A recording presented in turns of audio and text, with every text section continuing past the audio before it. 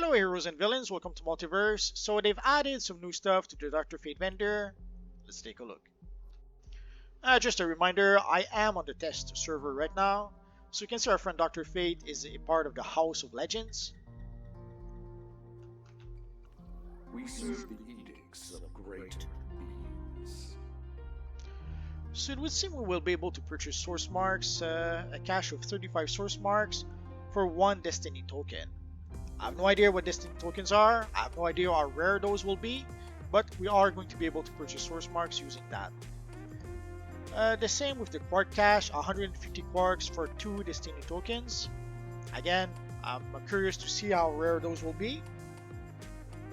And then we can purchase even some flawless and metal, some seals of preservation. One thing that people had complaints about is that we cannot get the seals of preservation or seals of completion from the game.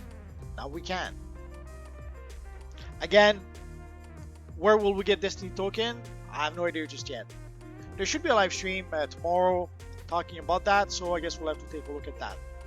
So we have some compound omegas. If you have been opening Prometheum log boxes, you got probably a whole bunch of those compound omegas. Some Soda Cola Extreme 30 packs. Not sure. I wouldn't buy that. And these will cost Fate tokens. There's the Soda Cola Ultimate 12 pack. These will be 100 Fate tokens. Here we have some Proto Bank bots, 40 Fate tokens. Proto Broker bots, 20 Fate tokens. Proto Mail bots, 20 Fate tokens. Proto Repair bot, 50 Fate tokens. Some blue aura, 150 tokens. So there were a whole bunch of auras that we could get from Prometheum log boxes. Now we are going to be able to get those auras from over here. And these are account bound. The items from the Prometheum log boxes could be sold on the broker. So if you ever got some of those auras, you could sell those auras on the broker. As you can see, it won't really be an option anymore. Although everyone can purchase it from here now, so instead of buying it from the broker, you can just come here and buy it from our friend Dr. Fate. So you can see you have the regular version of the auras and the slim version of the auras. And some people were wondering, when I made my video about the PvP styles, people were asking where is the Nightwing style? Here it is. And it's going to cost 100 Fate tokens per piece of style. And here we have the Vengeful Surgeon style. Again, 100 Fate tokens each piece. And the same for the Cybernetic style, the Cyborg style. And the sad thing is that the Cyborg style, we could sell that style on the broker if we wanted to. But it's not going to be an option anymore, it's account bound. The same for the Daring Vigilante style. The Batgirl cape. And here we have the Lethal Zealot style. Again, 100 Fate tokens. And here we have the Master Mercenary style, the Deathstroke style. Although it is the new 52 Deathstroke. These are pretty much all new 52. It was the Cyborg new 52. It was a Batgirl new 52. It was on one of the Talons from the Codovals new 52. And here we have Deathstroke from the new 52. And here we have the Noble Warrior, which is the Wonder Woman from the new 52. And probably one of the most popular chests in the game, the Stalwart Defender. So now you won't have to try to get lucky to get the chest. You won't have to play the broker to try to get the chest. You're just gonna have to purchase it for 100 Fate tokens. And here we have a whole bunch of stuff. Basically, the Fate vendor will have items that used to be in Prometheum log boxes, but also items that used to be in the vault. Because sadly, the Prometheum log boxes will disappear from DCUO, and the vault will disappear from DCUO.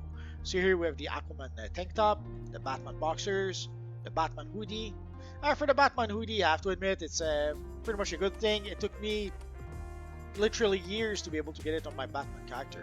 One of the sad thing about the vault was that it was random. You could not trade the item between characters, and sometimes you would get items on the wrong character.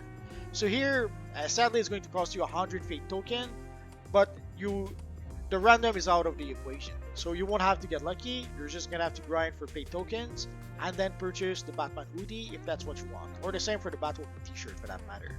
Although I made a series of video when I created a Batman Beyond the character, and I guess I got lucky. I had to run the vault 11 times with my Batman Beyond character to be able to get the Batwoman t-shirt, and it allowed me to have a quote-unquote the Batman Beyond emblem way back when. So the Bizarro cap, the Deadman hoodie. So there's a whole bunch of hoodies and stuff like that. The Flash boxers, the Flash t-shirt. Holy crap, the Flash t-shirt for a long time.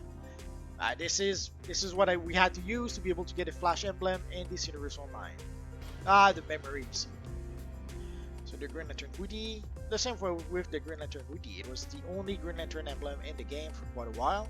And now, here it is. The Hawkman hoodie, the Joker hoodie, Lobo, Martian Manhunter, Riddler.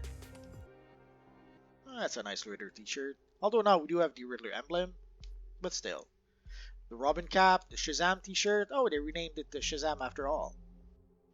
And for quite a while it was still called Captain Marvel, but once in a while there's still Captain Marvel somewhere in the game. Like in some dialogues not too long ago when I played one of the missions in Gotham, we're still calling Shazam Captain Marvel, so I guess they didn't get around to changing everything just yet.